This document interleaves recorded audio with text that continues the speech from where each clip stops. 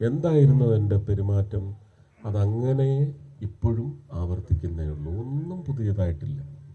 അന്നും ഞാൻ പറഞ്ഞിട്ടുണ്ട്, എന്നെ കൊണ്ട് ചെയ്യാൻ പറ്റുന്നതേ ഞാൻ ഏൽക്കൂ, ഏറ്റാൽ ഞാൻ ചെയ്തിരിക്കും. അതങ്ങനെ തുടരും.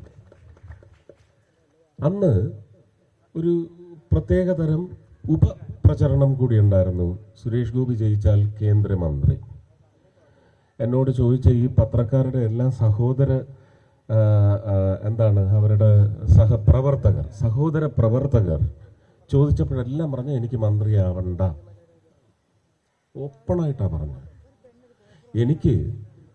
ഞാൻ ജയിച്ചു വന്ന്, ഇനി ജയിക്കാത്തപ്പോഴും ചെയ്തിട്ടുണ്ടത്, ജയിച്ചു വന്നു കഴിഞ്ഞാൽ എനിക്ക് മന്ത്രിയാവണ്ട, പക്ഷെ ചൊൽപ്പടിക്ക് നിൽക്കുന്ന ഒരു 5 മന്ത്രിമാരെ എൻ്റെ പ്രധാനമന്ത്രി തന്നാൽ മതി.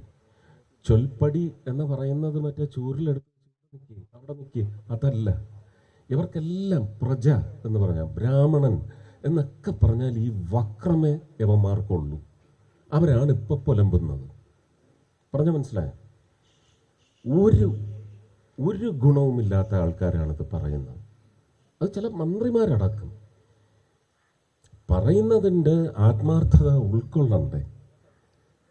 എനിക്ക് മന്ത്രിയാവണ്ട എന്ന് പറഞ്ഞ് ഞാൻ ജൂൺ 7-ാം തീയതി എൻ്റെ പാർലമെൻ്ററി പാർട്ടി ലീഡറെ തിരഞ്ഞെടുത്ത് അവിടുന്ന് ടിക്കറ്റ് എടുത്ത് സ്ഥലം വിട്ട ആളാണ് ഞാൻ. ഇവിടുന്ന് എന്നെ പിന്നെ എങ്ങനെയാണ് കൊണ്ടുപോയതെന്നുള്ളത് നിങ്ങളെല്ലാവരും TV യിൽ കണ്ടതാണല്ലേ.